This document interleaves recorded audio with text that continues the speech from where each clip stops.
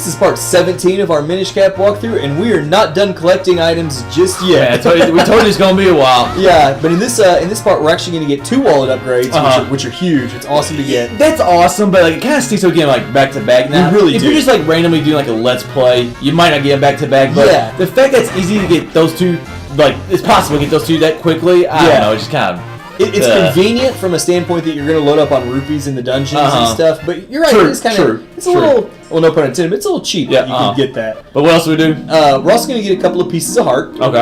And we're going to get the item that will eventually become a bottle for us. Nice, yeah, the dog food. We get the dog food. We get the dog food. So, now this part, though, I'll have to say, I laughed my butt off. I love it. This great fairy asks... I'm a gambler in this game, baby. With the figurines and everything, I'm a gambler. She asks, I need as many rupees as you have. She's like, give them all to me. Yeah. I look down at our count there. Yeah, 11. 11 rupees. We're going to get a wallet upgrade for 11 rupees, baby. We're like, sure, take them. I can't remember if I did this like the first time I played through this game. Like, for some reason, I remember not being able to get very many rupees in this game. I don't remember if I did or not. Now, here's the thing, like, does it matter which one you get, like which big wall you get? Because there's 2 big walls, so like, does it matter which one you get? Or like if you get the next one but don't get this one, do you automatically go from like 300 to 900? Or like, how's that work? I really did not look that up. I think they each just, no matter what order you get them in, each one adds just like whatever it is. 99 I think it's 300. Well, the first one went to 900 or 99 to 300. Now, I'm not sure what this one is right here. It's probably 5 or 6. That'd be my guess. I would think, and then the last one's the max that would be getting in this part of 999. Yeah, that's my thought as well.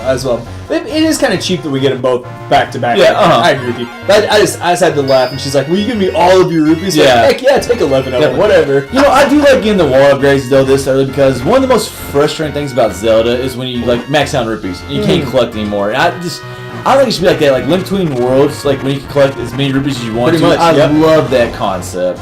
Now here we are back to this Goron. We mentioned him a little earlier that we didn't fuse kinstones with him. There's a whole side quest of fusing kinstones that eventually involves him. There'll be 4 of them like that. Break open a rock or something like.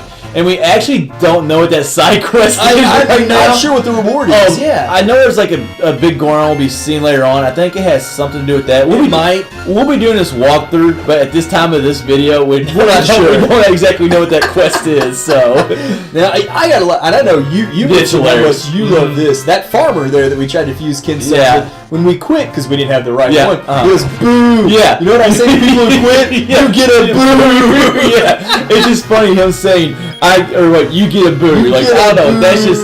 I mean, that's really that's a good comeback right there. That's the way to put somebody down right there. You get not just boo. You get a boo. That's one of those things that doesn't like.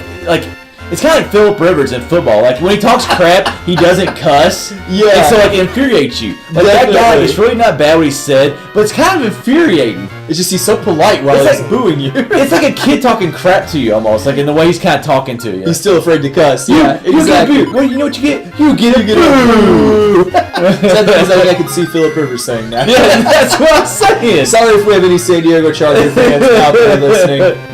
But we're not big fans of Phillip Rivers. I think now we're about to get our is this the first one in this part or 2? Because we got 2 in this part. This is the first one in this part. Okay, gotcha. I just sped it up right there because it takes forever to walk down that little tunnel, I guess you want to call it. Especially these guys are trying to bomb you and everything. Yeah, I liked the way those tunnels look, but I feel like, do they really need to be so long? Because I feel like there's a lot of those. Yeah, that was because I remember when I was cutting it, I was like, man, this is a really long walk. I was like, you know what, I'm just going to fast forward just because there's nothing else in. Well, there's enemies, but that's it. Yeah, it's just not a lot. No, actually, here's what we actually got that by fusing kinstones with the mayor, maybe.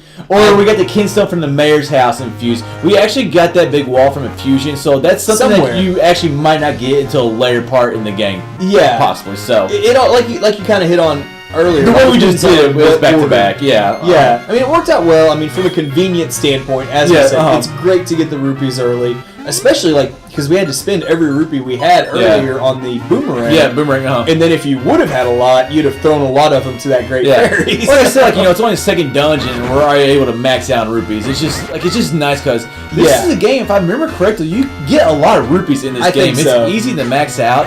And the figurine quest later on, like each time you don't get a figurine, you get 5 rupees. So it adds up you can add up in a hurry. I like this little area we just popped into. It's called Vale Falls, and all we're gonna do Vale here. Falls. Vale or Veal? That's our part game where we disagree on what the actual pronunciation is of the place. So but we only see a tiny little corner of it right there. But that's an area we're actually going to explore quite a bit. Later in the game. Way later. I think that's the 5th dungeon, maybe? We kind of go back there. I feel like we go back there sometime for something very small. Yeah. But just like that one over there. I think maybe since there's water there, maybe we get the flippers. But we actually won't be returning to that part to basically the end of the game almost. Yeah. So it's cool to kind of get a quick little sneak peek. And like we mentioned, you can get to these areas even if you can't necessarily do a lot there. It's nice to get a sneak peek of it. And that's what I like, because talking with the Orgo games later on, those were so contained. Yeah. You really couldn't even see other places. We can't really explore that much of that place right now. But it's nice that we can at least see it and be like, okay, we get to go to this part later on in the game. And it fills in that part of our map too. That whole big chunk of Vale Falls pops up on our map. And that's one of the things I love most about Zelda is actually just filling in my map. Oh my god. I hate the blank spots in the map. It makes you feel like you missed something. I just love this little walk right there, the steam blowing out. Yeah. That's just really cool right there. I know, Red, you talked about this. This is our first time, I think, in a house being able to see down below us. We're up in the rafters, yeah. And I actually didn't notice this until you mentioned it. It actually looks like the bakery down below us. It's not just some cheap graphic, I guess you could say. It's like you literally see the pastries and things that are on the counter, and the things that are up there in the rafters with them are there was a jar of jam. There was stuff you expect to be in a bakery. It's just that level of attention to detail.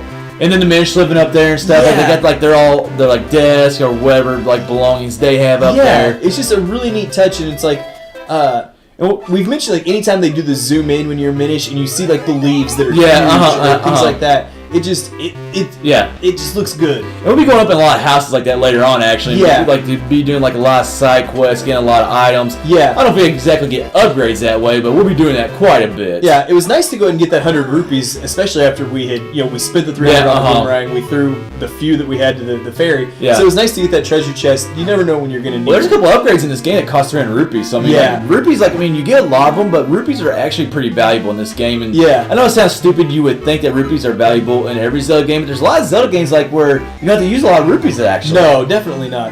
Now I just have to laugh again.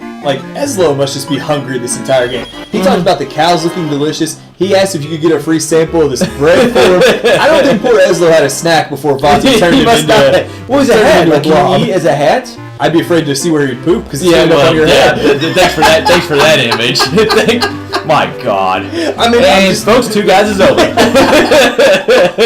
I don't know where else it's going to go. I don't know if I can concentrate anymore. Now all I'm thinking about is Ezlo pooping on Link's head the rest of the time now. He spends how long on your head? That brings up a good question. Do you even want to feed this guy? No. You don't even want to feed him. Do not. We don't know the my lord. We don't know the anatomy of Ezlo, but it's better that way. How did that apple get up there, by the way? How did any of this food get up there? There's 2 apples actually. There's apples. Looked like there was wedges of cheese or something over there. It's just it's like a souvenir. Yeah. Apples go bad. I don't know. Maybe they'll eat it really quick. Now the candle right there, that actually makes a lot of sense. It also looks really cool, but man, it sucks coming up here and instead of seeing Minish, we see these mulldozers. Mulldozers, yeah, mulldozers. No, mulldozers. Yeah, mulldozers, right. Yeah, mulldozers. I almost said Helmosaurus. That's a tough one. I'm just not gonna say it the rest of the game. Yeah. Mulldozers. But yeah, it's you come up here and you expect to see maybe more Minish, something like that, but nope, it's just. It's kind of different. It's this upside or high up area. God, what am I looking for here? This higher area. The rafters. There's a lot of thread and gimbals and stuff like that. So I guess it just went along with the shop or something like that. I don't really know. That would be my thought because in the earlier one where we had the apples and the food, it was in the bar. Yeah, the bar. Yes, exactly. So and now it seems like the upstairs kind of fits with upstairs. That's what I was looking for upstairs, earlier. There you go. I couldn't come up with the word. It kind of matches what area of the house or what house you're in, which makes sense. It does. They're going to get items from that house to put up there. So yeah. Now I'm surprised. This guy says he kind of asks how you got back here behind him.